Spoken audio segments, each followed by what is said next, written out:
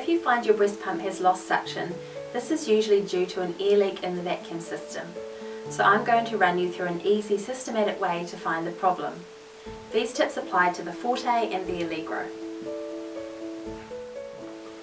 So firstly, start at the pump body. Turn it on and turn the dial up a little bit. Place your finger over the seal and feel for suction. Then turn the dial up more and see if the suction increases. If so, then that's great, there's nothing wrong with this pump body. Also do the same for the Allegro. Turn it on, but start at level 3. And place your finger over the seal and feel for suction. Then turn it up to say level 5, 6 or 7 and feel if the suction increases. It's quite quick, so you need to flick your finger in order to feel it. If it increases, then that's great, there's nothing wrong with this pump body. So if there is suction on the breast pump, then that's great, there is nothing wrong with your motor, it will be a component on your breast shield kit. So firstly, look over for any obvious damage on the hose and over the kit as a whole. If you cannot see anything, then it will be either of the two components here, an air leak in the backflow protector unit or an air leak in the valve. So firstly, we'll start with the valve. A good valve will look like this, nice, tight and sealed, and the slit will not be very large. When opened up, it will not reach to each end, just a small slit. An example of a poor valve is here. When opened up, the slit is rather large and nearly reaches both sides, so it has been damaged in some way. So comparing the two together, good valve, bad valve. To test the function of the valve, put your shield kit back together, excluding the bottle, and put your valve back in its place. Connect the hose and ensure that it is connected to the pump, making sure the connector is sealed on the other side.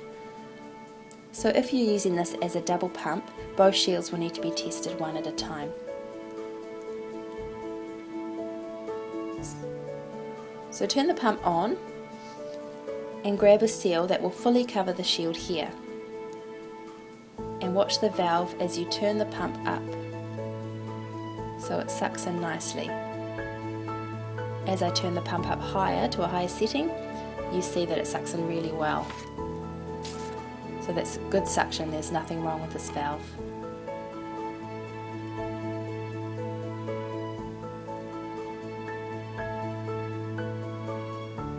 When I place the poor valve on here, you will see that when I turn it on,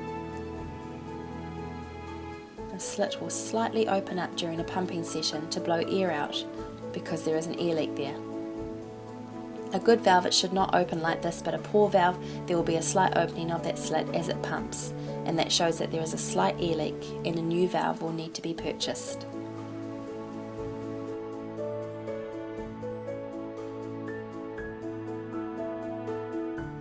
So that rules that out. If it shows that nothing is wrong with your valve, then that's great. We will move on to the milk backflow protector unit. So firstly, you will need to disassemble the unit and check the large membrane.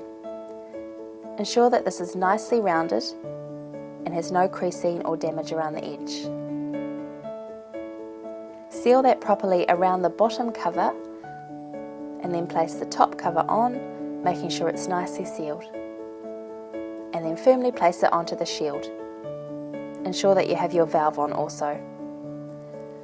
Plug the air tube on and turn the pump on again. And once again, place a seal over the shield. You will need to listen for an air leak. So here's an example of a faulty backflow protector unit. Firstly, you can see inside the large membrane is a little bit crooked as it comes up and down. It's not very even. And secondly, you can hear a hissing sound. It's quite significant. A quick hiss with each pump. So this is a faulty unit and a new backflow protector unit will need to be purchased.